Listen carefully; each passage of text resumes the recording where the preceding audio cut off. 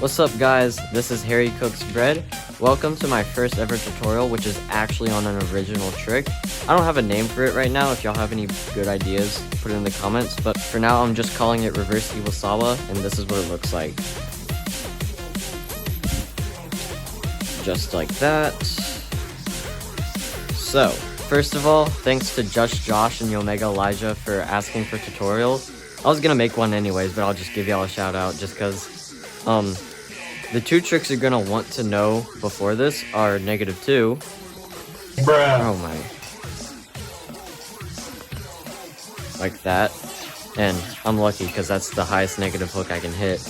And also Iwasawa Tower. Just like that. Before we get started, you're gonna make sure that you don't really have any string tension. And it's easier, since it's a hook trick, it's easier to show it like just basic wrapping around my hands. So the first step is you're gonna go over your pointer, non-throw hand pointer finger like this, and then it goes over your throw hand wrist, like under and then over, you know, whatever. And then it goes from that over your throw hand wrist, and then you're gonna want to jump rope onto the middle string. And when you're actually whipping, it's not much of a jump rope motion, but I'll just show you later. So just like that, and then to get into the tower, you're gonna just let the string off both your wrists like that, and then it kind of goes into a tower, and then just go into a green triangle like that and bind however you like. It seems kind of simple in theory, but when you're whipping, it's actually pretty hard to get the motion down, so I have a few tips. First of all, you're gonna want to keep your hands closer together than you think you would, because it gives the slack more room to slack around the slack, you know how that works. You're also gonna want to practice just the negative whip motion and just get it down really fast, because you need speed to hit this. And I think this is the most important step.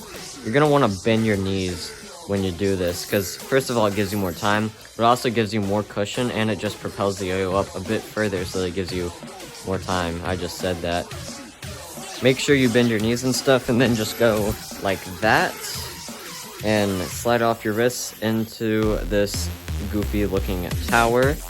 Obviously it's not the easiest to see from this perspective, so I'll just put up a slow-mo right here.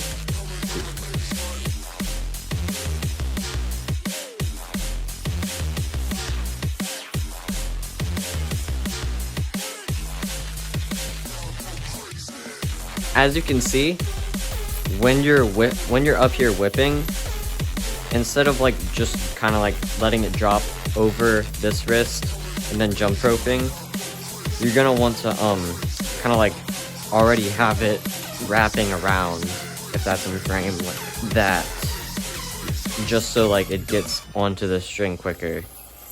That's about it for the tutorial. I know I'm not a good teacher, so if you have any questions or any troubles, just comment it down below. I'll try my best to be as specific as possible to help it. But thank you for watching. Like and subscribe, because I'm poor, I need more yo-yos. You know how that works. And as the French say, shoot, as French people say, dang, you know what, screw it. See you later.